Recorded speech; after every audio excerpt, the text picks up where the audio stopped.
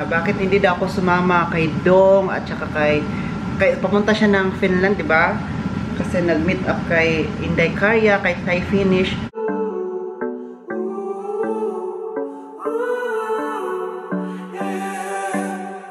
These skies have a different light, why noise that keeps me up at night. I can't help but think back to you. Wow!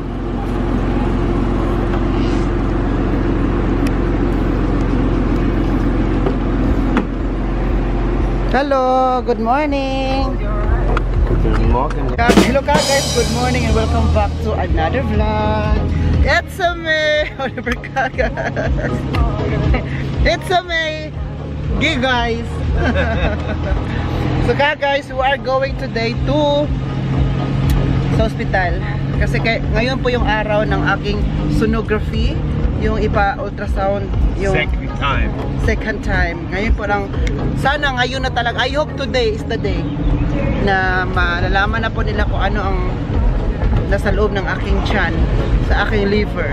Kasi bakit may nakita yung doktor sa liver ko na kailangan talagang may second opinion. So please pray for me na everything will be okay. So kasama natin si Uber. Gumamit kami ngayon ng Cabrio Lay kasi po maganda ang panahon. So Cabrio tayo ngayon. Tapos mamaya sisipunin tayo kasi ang hangin.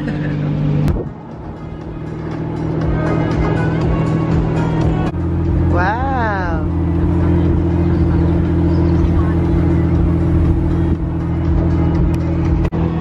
Wow, basa ang ano ba? Ito oh, feeling ko talaga uulan ngayon. I mean, feeling ko talaga umulan kagabi. Alam nyo ka guys, diba, mag-sonography, hindi mag-inom ng tubig, hindi kakain. So, hindi ako kumain. Hindi din ako minom ng tubig, kaya yung katawang lupa ko ay parang pag ano na, naligo lang ako para fresh ba. Pero hindi to minom ng tubig. No, minom ko ng kunti lang talaga, like dito lang ako, para pang ano lang dito, pang basa lang dito. Kasi dry na siya. Toothbrush tayo. Yung castle, yan yung castle.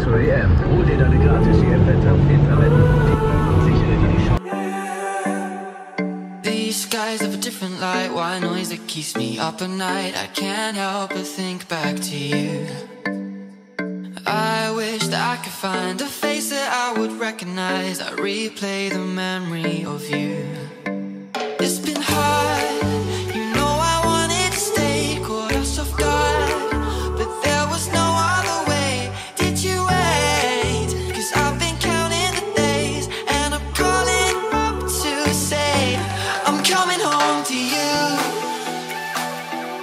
I'm coming home to you. I'm coming home to you. And I know that it's time overdue, but I'm coming home.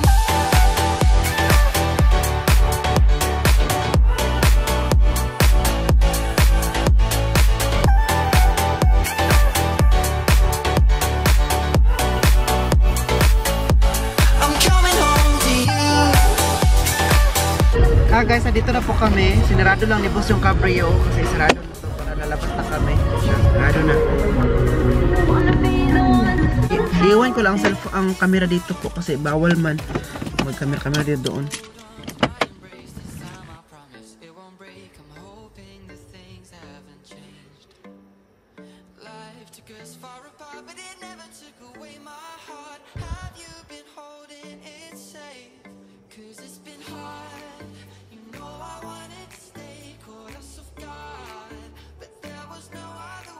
Hi!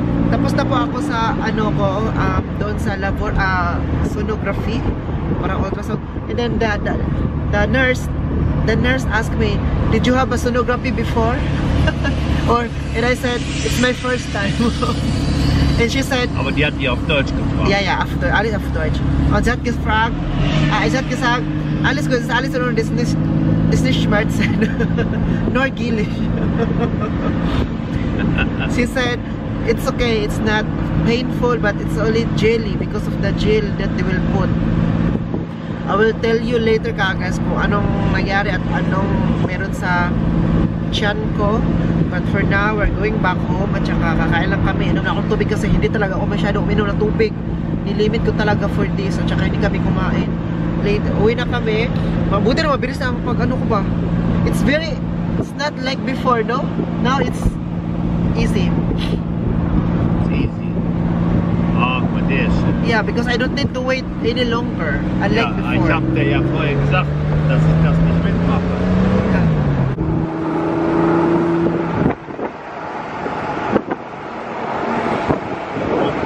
Aber an dem Tag hast du doch wahrscheinlich Gäste, oder? So guys, before kami umuwi, pumunta muna kami sa Lidl kasi bumili ako ng kaning manok, gulay kasi magtinulang manok ako later. Saka bumili rin ako ng mga breads, ayan. So, iba pang breads doon na sa likod. Hindi nyo nakita, no? Sabi ko, boss, ako magbili ng breads ngayon. Kasi ni-drive mo ako papuntang Interboro.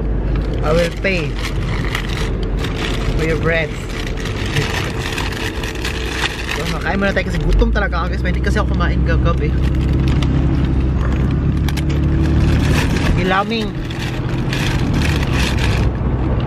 Gilaming para sa sonography ultrasound, ganun pala siya, no? Dapat hindi ka kakain muna kasi hindi ka inom ng tubig para yung tiyan mo ba pag titingnan nila hindi makita yung karneng hindi nahilis.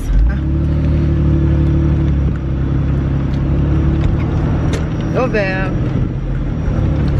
my dad. My daddy won. My daddy won. See guys. Chica. Salamat.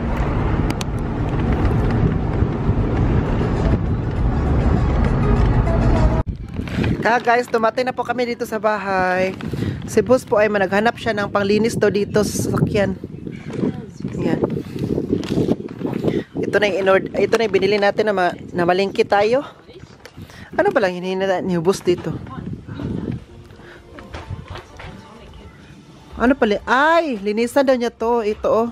Itong salamin na to oh. Kasi marami na siyang abog-abog mga dust. So kailangan siyang linisan.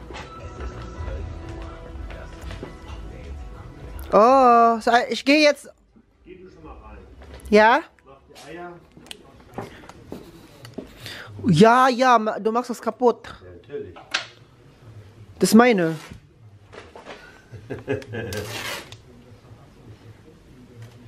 Oh, so strong.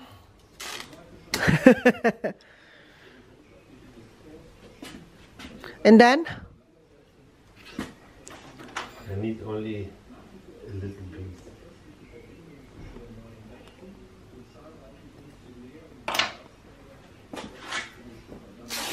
Oh.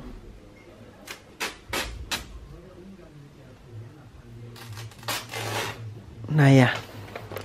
Okay, ich mache jetzt fertig zum Frühstück, na? Genau. Hi! Andito na po tayo sa kitchen natin. Magluto po tayo ngayon ng tinulang manok. Yan.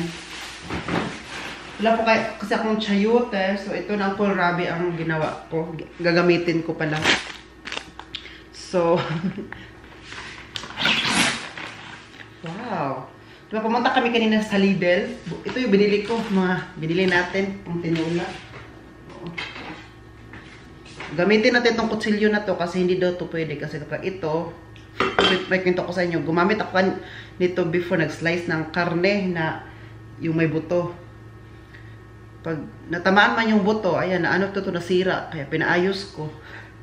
25, ano eh, mahal din ang pabayad nun ba? Nasa 5 euro, 10 euro. Kaya sabi ni boss, bakit yan ginagamit mo? Meron mang kutsilyo para nito. Ito yung pang ano, panghiwa daw talaga. So, ayan. So, tinula ako. Sarap magtinula ngayon. Kasi alam mo naman, ang summer ng Germany ay hindi mo malaman na summer na pala. It's because ang ulan at saka init ay palagi nag-aaway kung sino ang mananalo sa kanila. Di ba? So, itong mga medyo mataba-taba na meron pang mga noong itatapon natin. Oh, meron pang mga hindi nila masyadong nalinisan. Hindi man yun sinabi na kami pala mag-finishing nito.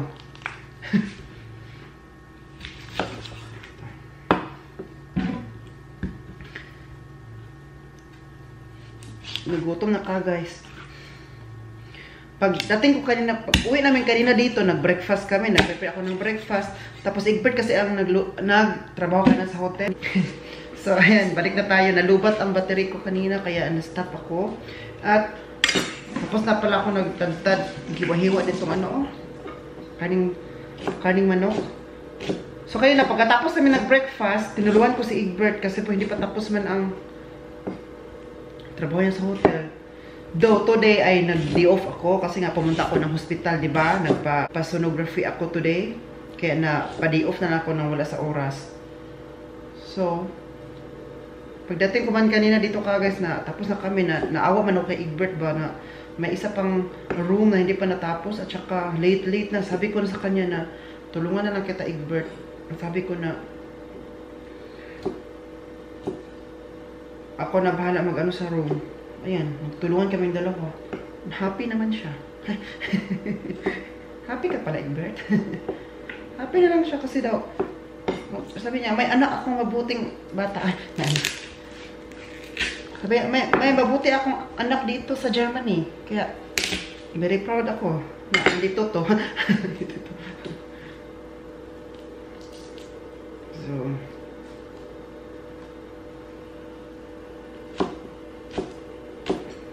wala, dapat ko na pala itong ipainit ang ano. Kasi, gigisahin itong manok muna, di ba? Para mawala yung oil niya. Mapat.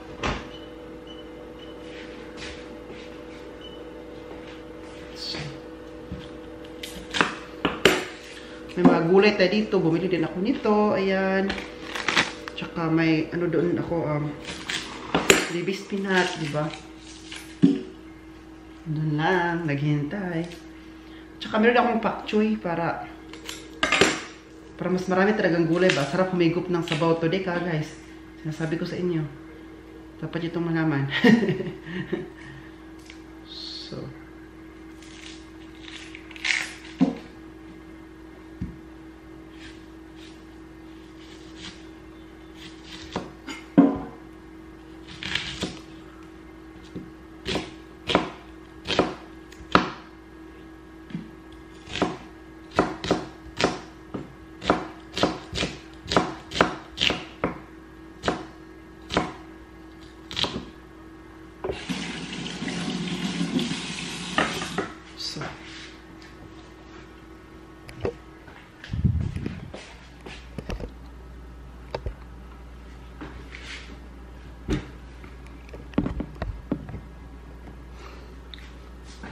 I can live, I can love.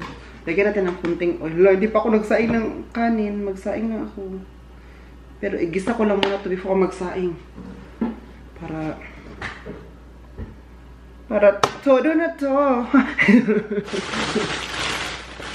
I can live, I can love. With your hand from above. I can be your good friend.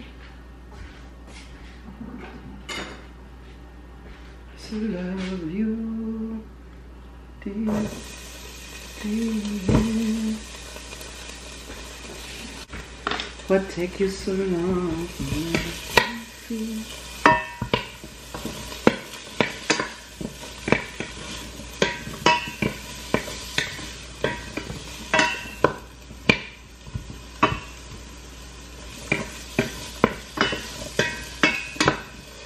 Ginisa ko muna itong mga ito. Gigisahin natin to tapos yung manok para mag-absorb yung lasa. Diba ka guys? Ganun lang daw.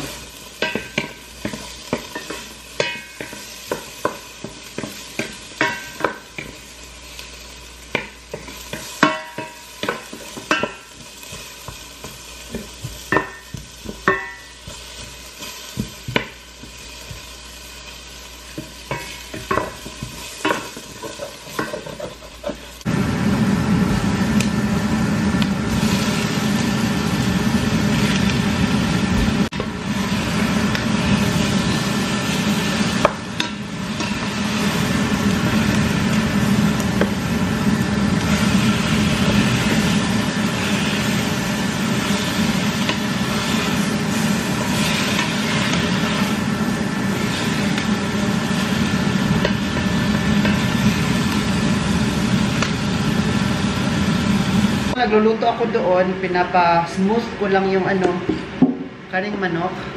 Maghiwa na tayo dito ng kohlrabi. Oo. Kasi kapag okay na yung kohlrabi naman ang ating ilagay kasi nga medyo matigas-tigas to. Pero yung kohlrabi po, nilagay po nila to, ginagawa nilang tawag nito, salad. Ilalagay nila sa salad. At saka yung dahon nito, pinapakain to ni Joey sa kanilang rabbits. Naalala ko dati ba, nung pumunta ko sa kanila, kasi doon sa river doon, meron dong mga dahon lang talaga na pwede mo siyang kunin for free. Nakalagay na doon. Tapos, pwede mo kunin kung hanggang gusto mo. Ito, pinapakain niya sa rabbits. At saka din, ito parang dahon ng kohlrabi. Pwede siyang gawing laing. Yes, nakita ko laing ang ginagawa yung mga dahon. Daming benefits pa. Pwede ba ako marunong maglaing-laing? Baka mamali. Baka mamali, magiging daing. Imbes laing, nagiging daing. So. May ano pa ako dito, oh. May kunting ganito.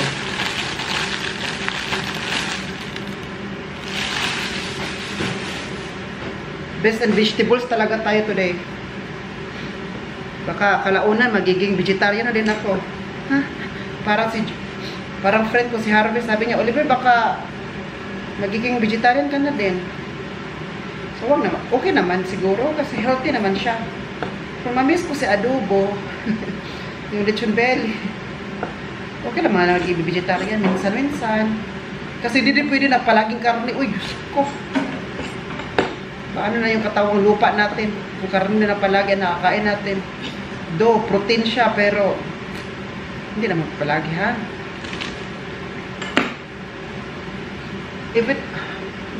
Everything is in moderation dapat.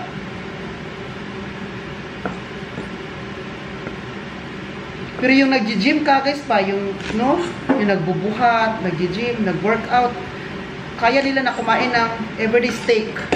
Kasi nga, nagbubuhat din sila. Kailangan ng protein, di ba? So, bawi lang. Eh, ako, hindi man ako nag-ganon-ganon. Nga.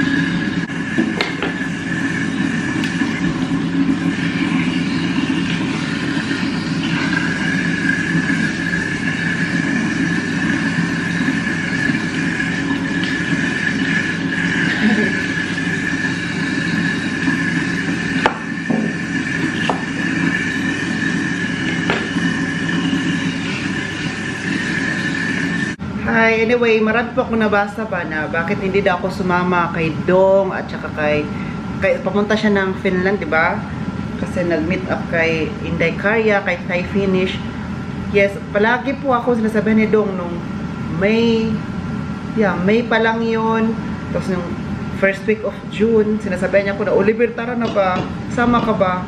Palagi ako ni-invite ni Dong pag mga ganun. Kasi sabi niya, oh, mas maganda kasi Oliver nandun ka kasi wala kang hiya. Ha? Wala pala akong hiya. May enjoy daw siya pag may kasama ako kasi nga ma-boast daw yung confidence ni Dong. Yun ang sabi niya, pero I'm not kidding. Yun naman sinabi, alam mo, magburit-burit ako dito, no? So, ma-boast sa Dong, you need to, you need, you can do it, Dong. Matanda ka na, alam mo na ginagawa mo. So, dapat dalawa kami talaga, di ba? Bisita doon, tapos mag-hotel na kami nito, nag-hotel man siya, kaming dalawa doon. Pero sabi ko dong yung schedule ko is very tight talaga. Hindi kaya na, okay lang sana kung one day lang or uwian. Finland yun, sakay ka ng aeroplano. So, sabi ko, next time na lang doon. Tapos, ito kasi ding day kasi ay, ano niya, bakasyon niya. Hindi kami magkasama ng bakasyon. Alangan, bakasyon ko din to eh. Full kami palagi sa hotel, diba? Itong season na to ay busy talaga kami. Kaya sila boss nga soon ay magbakasyon sila, punta sila ng Zol. Tapos andito lang ako sa bahay, ako maiwan kasi nga walang magtrabaho sa hotel. So kailangan namin ng pera. So kailangan maiwan ako, may maiwan sa amin. So sayang talaga. So salamat din sa naghanap sa akin. Nag-post sila sa Facebook, sabi doon na sana next time nandun si Oliver. Akala din nila na si Oliver Kagas na pupunta doon. Nagkamali po kayo. Nandito pa rin ako. Hindi talaga kaya ng schedule. And sorry din dong. Sabi niya kasi, sabi ni dong, nahiya daw siya kung siya lang daw. So gusto niya nandun ako kasi nga mawala yung hiya niya. Kaya normally kapag may mga event, si dong sumasama yan siya kapag andun ako. And then kapag hindi ako, and then nakita niyo naman na si dong pupunta sa event na wala din ako. It's because I push him na dong, you can do it alone. Kailangan sanayin mo yung sarili mo na mawala yung hiya mo na kahit ikaw lang mag-isa, na makaya mo na walang ibang tao, hindi ka mag-defend sa ibang tao na para maano yung confidence mo. Kasi nga yung confidence natin, ang Panginoon naman nagbibigay sa atin noon, diba? So, kailangan hingiin mo lang yun na, hingiin mo lang yung confidence na yun, ano mo yan, makaya mo yan doon. You can do it doon. So, ngayon, andun na siya at enjoy ka dyan dong. Huwag kang ano-ano dyan. Enjoy mo lang yung bakasyon mo. Next time, tayo na naman magkita-kita. Uy. Diba? So, sayang. Kasi first, ma-meet ko na sana si Tay. Si Inday Karya, diba? Dati, ano ko lang siya, na-interview ko lang siya virtually. And I hope na ang plano ko talaga ay makita ko din siya personally. Mas maganda yun, diba? Na mag-collaboration. Maganda kasi ang collaboration, diba guys? Pero, hindi nga talaga kaya sa time ko. Hindi ko naman maiwan yung mga tatay ko dito no, nang basta-basta na walang pahintulo. Para tayo walang respeto. Hindi natin nirespeto yung sila, diba? Dapat we need to respect each other. But there's a lot of time. Hanggat may buhay, may pag-asa. Okay? Pero yung isa, may pag-asa talaga kasi naghihintay sa atin. Andi! Lulu!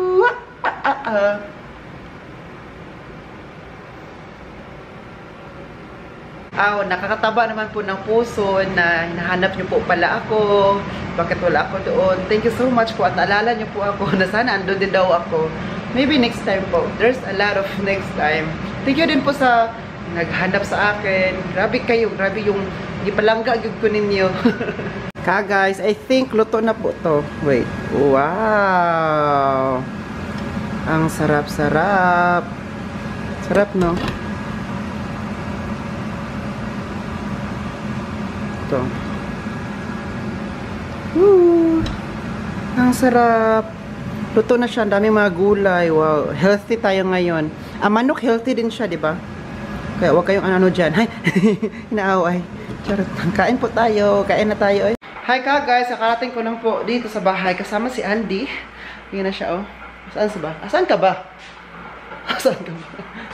Super tuwa niya. Na-enjoy siya kasi nga po nakalabas kami. Nilabas ko siya. Doon kayo ng umaga nilabas ko siya and then afternoon. Normally ang asad to 2 beses siya pinapalabas. Meron tayong cake dito.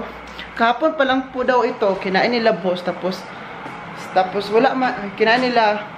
Kahapon po ito. Tapos kinain nila Ogat Egbert. Tapos wala man ako. Kahapon. So, sila nakakain. So, ito nakakain na natin today. While nagko-coffee tayo. Tapos, meron tayong empanada dito. Kakainin ko din ito. Galing to kay Mami Rose. Maraming salamat, Mami Rose. Sa empanada mo, Day. Day! So, matapit tayo, eh. Ano pa ito? Alas 6 ng gabi. May nalala ako ba si Ate Jane? Huy! Ate Jane. Look, Ate Jane. tuwing gabi yan siya nagkakape, wala nanood ng vlog natin. Sabi niya, mas maganda daw kapag manood daw siya ng vlog ko, alas 9 ata, ayun, alas 9 yan, nag-chat-chat kami, alas 9 sa Pilipinas. Nagkape siya, wala nanood ng vlog ko, kasi nga daw po, while nagkakape siya, mas ano ba, ma-relax daw siya, wala nanood din ng vlog ko. Kayo po guys, ano po ang ginagawa niyo po while watching my vlogs? Nagkakape, kumakain, or nagluluto, naghuhugas, nagchikahan, nagmaritisan, ano po ginagawa niyo po while watching my vlogs? Kasi parang gusto ko po malaman ko ano nga ginagawa niyo kahit hindi ko po kayo nakita, kahit ako yun nakikita ninyo. I want to, ano ba? I want to know. Bakit ba? So, sabi ko siya kagay, sabihin niyo dyan. Isabi niyo dyan kung ano ginagawa ninyo. So, ano po ang ating cake. Wow! Cute naman ang cake na to eh. Ito. Cheesecake pala to. Cheese. So, inay po pala, hindi ko pala nasabi sa inyo guys na anong nangyari sa akin nung sa nagpa-hospital tayo, nagpa-check up tayo. Tapos lang natin to. At nagpa-sonography tayo. Hindi ko pa nasabi sa inyo, no? Kasi sabi ko sa inyo, sabihin ko later. So, today is later. So, ang nangyari po sa sonography ko guys, yung doktor, ang unang naggawa sa akin, yung assistant ata yun ng doktor, or nurse pala siya, nurse. Kasi may doktor din doon. Tapos nurse siya, ang unang gumagawa sa akin. Ginagano yung dito ko, o dito na side. Pakita ko sa inyo yung ano ko ha. Para makita nyo kung, ang una yung tinitingnan dito na side. Pinapaganon yung maramdaman mo talaga parang medyo masakit siya kasi ganun talaga parang una kasi yun ganun lang lagyan mo na ng gel, di ba? Yung di ko ano pala ng gel na yun. Medyo malagkit siya, no? Nilagay siya dito ay pinapunta siya tapos smooth pa lang yun tapos hanggang pinaganon niya, pinadiin kunti para makita yung anong loob. So sabi niya, dito na side mo okay siya. Yung chan yung sinabi mo, yung stomach mo is okay. Tapos pinapunta niya dito ulit, dito pa. Hanggang dito sa gilid ko, tinitingnan niyo dito yung ribs natin, di ba? Ginaganon niya din dito, at dito din sa kabilaan, ginaganon. Sabi, here is, Alice in order, sopa. Tapos yung last, yung liver, kasi di ba, sabi ko sa inyo na, sabi nung doktor, nung una kong doktor doon, liver daw, meron may diferensya. So, tinitingnan niya, wala siyang makita. So, hangin daw, hangin kuno. So, sabi pa niya, sige, inhale, exhale. So, sabi ko, gagaba ko. Tapos sabi nung nurse, nahimatay siya. Pag-amoy niya, nahimatay siya. Charot lang. So, ganun ulit ako. Tapos sabi niya, palakihin mo yung chan mo, wag daw ako huwag mong ipitin, ipalabas mo yung chan, para ipalabas para di ba ganon? Ipalabas, ipabuka ka. So sabi ko, so pinalabas siya para makita talaga. So sabi niya, wala siya makita daw, kasi may kun maliit, pero wala siya makita, may maliit lang daw, pero hindi naman daw yun problema. So sabi niya, wait lang ha, puntahan ko lang muna, dyan ka lang, upo, ano ka lang dyan, basta, stay put, kung anong ginagawa mo ngayon, sabi pa niya. Balik ako. So, after 5 minutes din yun, kasi, akala ko anong gagawin niya, akala ko may ipakita yung record, yung may picture ba. Pinapunta niya yung doktor na talaga. Una kasi nurse, yung doktor na sa 50 years old na, kasi yung, ano niya. So, ito yung doktor na, hindi nagsabi sa akin na may sa liver ko daw, may depression. Hindi siya ibang doktor dito, pero sa isang, din sila, building. So, siya naman nag-sonography sa akin. Siya naman nag-ganon-ganon. Una, pinaano niya. Grabe itong doktor na ito kasi mas masakit sa kanya. Pinadiin talaga sa kanya. Ganito sa akin. Uy, sakit naman ito, dok. Huwag naman, dok. So, tinitingnan niya pa. Dito. Tingnan niya ulit. Sabi pa niya doon, this is next. Sabi pa niya. So, back to kwento na po tayo. May nag-ring kasi sa bahay. So, ano nangyari po? Sabi ng doktor, das is next. Walang nangyari sa ano mo, sa liver mo, everything is okay. Sa stomach mo, everything's okay. Yung lahat, mga tinai mo, mga small and large intestine, walang problema. Everything is good. So, sabi niya, so kailangan pala siya na may sonography para makita yung tiyan, di ba? Ang isa din po siya dahilan ko bakit mag-sonography kasi instead na i-open yung tiyan mo para makita kung anong laman doon, instead i-open siya like operation, ganun, simbako, no? Kailangan may sonography kung meron. Yun ang unang tingnan, diba? So, alangan naman, kahit walang nangyari sa tiyan mo, buksan na lang nila para tingnan doon. Hindi naman ganun kasi i-close, hindi ganun. Dapat sonography para makita sa labas pala kung everything's okay. So, okay siya. At sabi ng doktor, babalik ako doon after 2 weeks. After 2 weeks, babalik ako doon para i-control ulit yung dito ko, yung liver ko, kung meron ba talaga. Kasi kung wala daw talagang makita, kasi ngayon wala silang nakita, wala din talaga. Kung wala daw, hindi daw ako babalik doon. So last na daw itong after 2 weeks ko na pupunta doon. Sabi pa nung doktor, ito kasing kapag masasira kasi ang liver mo kapag na ano ka na may virus ka, na virusan ka dati, kaya unang sisirain yung liver mo, at saka hepatitis. Yung may hipa ka, liver din ang unahin nilang i-target daw. So sabi niya, wala ka naman ng virus, yung hipa mo is negative, wala naman. So, I believe yung liver mo ay walang masamang nangyari, walang diferensya ba? So, everything is okay. So, babalik ka lang para i-control ulit. Tapos kung wala talaga, hindi ka na babalik dito ha. Ayoko na makita yung pagmumukha mo. Sabi ko ng nurse na, nurse, grabe ka naman sa akin, nurse. So, ayan. Sarap. So, wait lang ha. Si Uwe kasi at Egbert wala dito. Nandun sa UB. Isa siyang shop dito kasi may binili sila. So, meron kaming guest dito. Nag-parking sila dito. So, sabi ng guest do, mag-parking sila ng 5 days. Kasi nag-1 night lang sila dito, nag-overnight sa hotel. Tsaka 5 days, iiwan nila yung sakyan nila. Kasi nga, mag-biking sila. Tapos, magbayad sila ng 5 euro per day kapag mag-parking. So, ngayon, nasabi nila, 4 days daw sila, sabi nila, 5 days daw sila mag-parking dito, if it's okay lang daw. So, sabi namin, okay lang, pero, at noon, binayaran na nila. Agad-agad. Binayaran nila yung parking para kukunin nila yung sakyan. So, ngayon, ang nangyari, 1 night lang 2 nights lang pala. So, gusto nila na yung 3 araw na binayaran nila, kunin nila yung bayad. I-refund. Tinawagan ko si Uwe, at saka si Egbert, wala. 6 times ko na silang tinawagan, wala talagang sumasagot. So, sabi ko, ano nangyari sa dalawang yun? Normally, kapag tatawag ako, bilis-bilis mo sila sumasagot. Ngayon lang, hindi. Ang ube, andito naman sila, baka